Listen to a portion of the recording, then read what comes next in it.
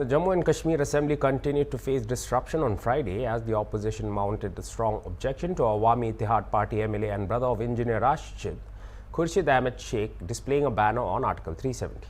On the first day too, uproar erupted in the Jammu and Kashmir Assembly when PDP leader Wahid Para, representing the Pulwama constituency, introduced a resolution against the revocation of Article 370 and to restore the special status of Jammu and Kashmir.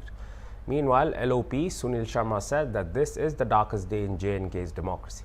For the last 3 days, the Speaker, who is believed to be the custodian of the House, has been implementing martial law, behaving as the Speaker of the National Conference. They want to suppress the voice of the opposition.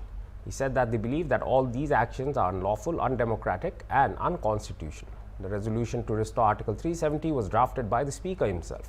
Further said that they want them to take it back. Article 370 is a history. It can't be debated now.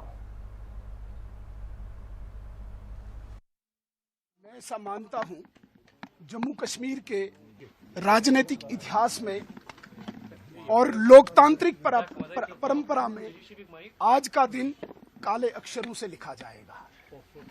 This will be the darkest day of Jammu Kashmir democracy. पिछले 3 दिन से जो honourable speaker है इस house के, जिसे custodian माना जाता है हाउस का, वो एक पर्टिकुलर पार्टी नेशनल कॉन्फ्रेंस का स्पीकर बनके मार्शल लॉ इंप्लीमेंट कर रहे हैं. विपक्ष की आवाज को, अपोजिशन की आवाज को दबाना चाहते हैं.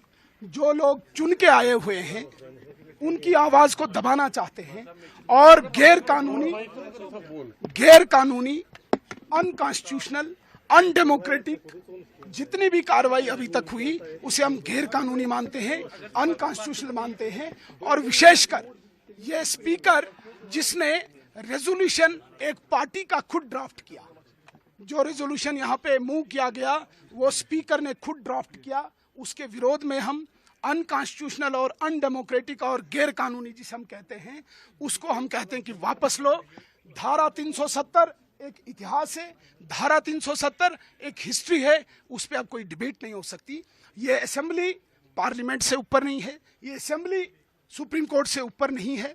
हम ये मानते हैं कि ये असेंबली लोगों के हकूक के लिए, खासकर डेवलपमेंट के लिए, डिबेट के लिए होनी चाहिए, लेकिन ये जानबूझ के गैर कानूनी कार्रवाई कर रहे हैं. और कल जिस प्रकार से मार्शल्स ने स्पीकर की डायरेक्शन पे हमारे ऑनरेबल एमएलएज के साथ मैन हैंडलिंग की, उस पर हम डिबेट चाह रहे थे. उन्होंने आज दोबारा मार्शल्स का यूज करके सबको बाहर किया. अब हम यहाँ पे धरने पे बैठे हैं, हम पैरेलल असेंबली यहाँ पे चलाएंगे. आप हमें इसको कवर कीजिए. ये एक पैरेलल असेंबली है यहाँ पे बाहर, जो इस स्पीकर के विरोध में है.